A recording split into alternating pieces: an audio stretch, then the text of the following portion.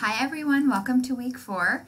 If you can believe it, after this week you will already be halfway through this course, so that's a really big accomplishment there.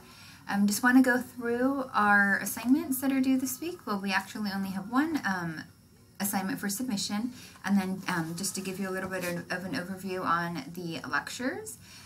This week we are reading chapters 9 and 10 in our textbook. Chapter 9 deals with controlling costs. So if you're the CFO of an organization or work in admin, it's always a big issue, right? Dealing with budget, staffing, quality control, whatever the area might be. So that's chapter 9. Chapter 10 deals with quality of care, right? What's the actual title? Quality of health care. I don't even know if I should tell you this. So I'm watching a new show on Netflix. Some of you may have already seen it. It's called The New Amsterdam, and I'm a glutton for medical dramas.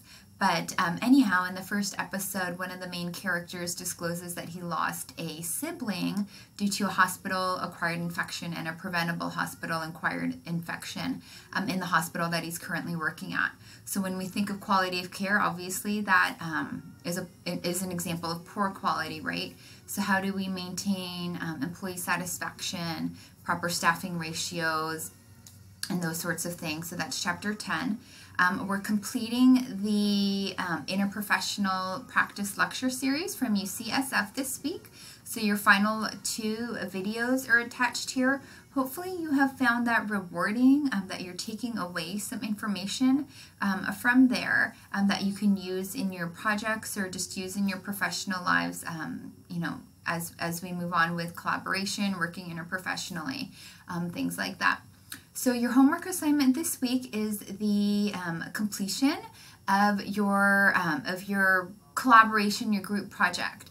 Everyone did a great job back in week 2, submitting your brainstorming, your notes, the divvying up of the group responsibilities.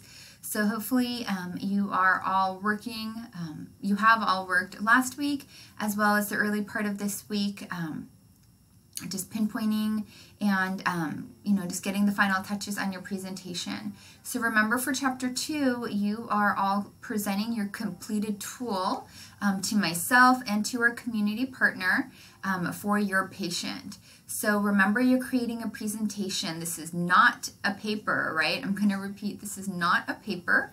You want to create a presentation. So if you want to do a couple examples, would be things like PowerPoint, like my lectures are, PowerPoint slides with recorded, with voice recording on them. You can create Prezi. I'm using a website called Screencast-O-Matic, and it's super helpful. It's free.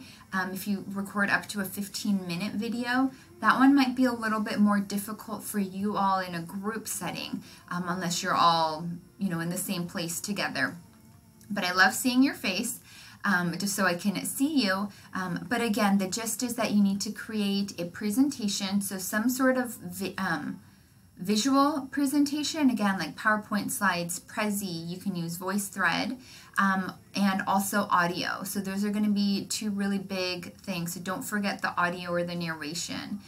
You know, on your PowerPoint slides, I don't want to see paragraphs and paragraphs of information. Just the main bullet points I can read, so you don't need to be reading from the slides, but just continue your discussion. You can give me a brief background or just a brief review of your patient, you know, his or her comorbidities, right? The healthcare access that you decided, the access to healthcare, did you arrange for transportation, how close or how far is the closest provider to them, just thinking of preventative care in the future, making sure they have access to the right medical equipment that, that they may need. So just make that as complete as possible. Remember, each group must, so each group member, if they don't, not every person, excuse me, I can't get my thoughts straight. Not every one of your group members needs to have their voice in the presentation. So for example, maybe 2 people are the ones that are responsible for creating the PowerPoint slides, and the other 2, or the remaining group members, are the ones who are actually proofreading the slides as well as recording the voice. that will be fine, just as long as all group members are participating in the creation of this presentation. I think I'll have you do it next week. You'll be completing a peer evaluation on your group and your group members, including your own participation in your group, and that will actually be a part of your final grade. So make sure that you're all participating, collaborating with your classmates, fulfilling the job or the group responsibilities that have been allotted. So if you have any questions at all, please email me.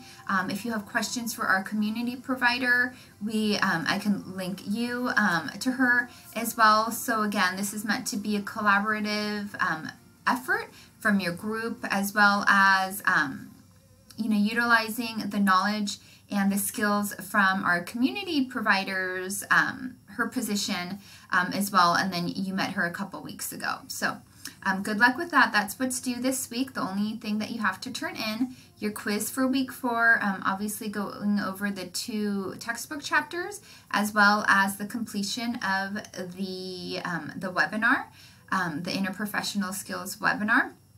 And then I was going to go over your critical assignment, but I think I'm going to save that for a second video.